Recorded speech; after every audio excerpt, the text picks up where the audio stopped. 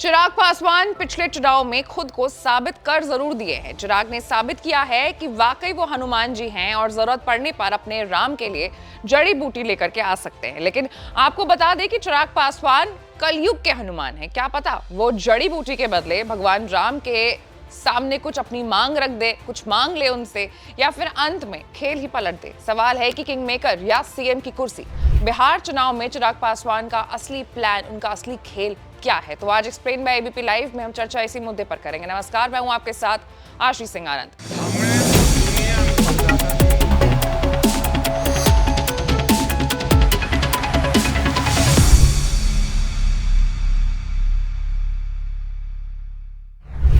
बिहार में इस बार फिर चुनावी हलचल शुरू हो गई है और एनडीए पूरी तरीके से अपने मोड में आ चुकी है। सीएम नीतीश कुमार की अगुवाई वाली सरकार ने चुनाव से पहले कई आयोगों और बोर्डों का पुनर्गठन कर दिया है। इसमें अनुसूचित जाति आयोग, महिला आयोग जैसे कई संस्थान शामिल हैं। दरअसल सरकार ने ऐसा करके अपनी पार्टी के कई नेताओं को जिम्मेदार पद भी बैठा दिया है ताकि चुनाव के समय टिकट न मिलने पर कोई बगावत ना हो। वहीं दूसरी तरफ एनडीए की मुश्किलें चिराग पासवान ने बढ़ा दी है। चिराग ने ऐलान कर दिया है कि उनकी पार्टी यानी लोक जनशक्ति पार्टी रामविलास बिहार की सभी 243 सीटों पर चुनाव लड़ेगी। साथ ही उन्होंने एनडीए से 70 सीटों की मांग भी कर दी है।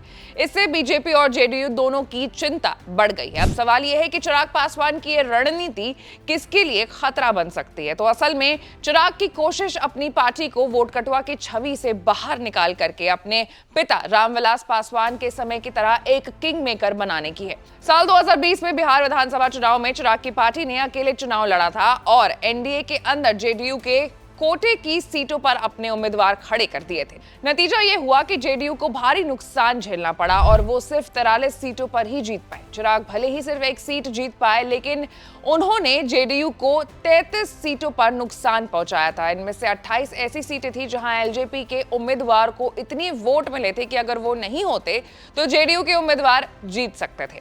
कुछ सीटों पर तो एलजेपी उम्मीदवार जेडीयू को पीछे छोड़कर दूसरे नंबर पर आ गए थे। मिसाल के तौर पर रोहतास जिले की दिनारा सीट को ही देख लीजिए। साल 2020 में यहां आरजेडी के विजय मंडल ने 8,228 वोटों से जीत दर्ज की थी। चिराग की पार्टी के उम्मीदवार राजेंद्र सिंह को 51,000 से ज्यादा वोट मिले थे, जबकि जेडीयू के कैंडिडेट तीसरे नंबर पर थे।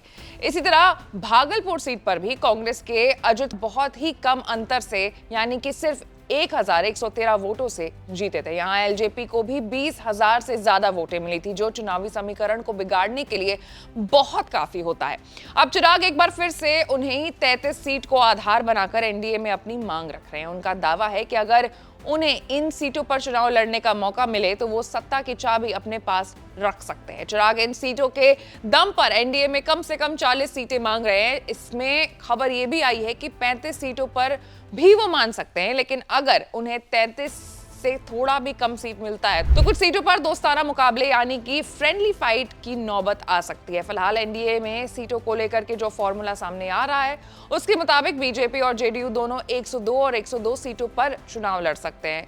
बची हुई 39 सीटों में चिराग पासवान, जीतन राम मांझी, उपेंद्र कुशवाहा जैसे नेताओं की पार्टी को एडजस्ट किया जा सकता है। इसमें चिराग की पार्टी को 28 से 30 सीटें मिल सकती हैं। कुल मिलाकर के चिराग पासवान इस बार अपने दम पर ज्यादा ताकत दिखाना चाहते हैं। उनकी कोशिश है कि वो सिर्फ किसी के सहारे चलने वाले सहयोगी ना बने, बल्कि सरकार बनाने में अहम भूमिका निभाए।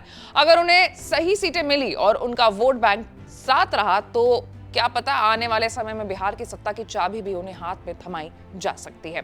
लेकिन खबर जो भी होगा वो आप तक सबसे पहले पहुंचेगा, लेकिन उसके लिए आपको हमारे चैनल को लाइक, सब्सक्राइब और शेयर करना होगा। मैं थी आपके साथ आशीष सिंह आनंद।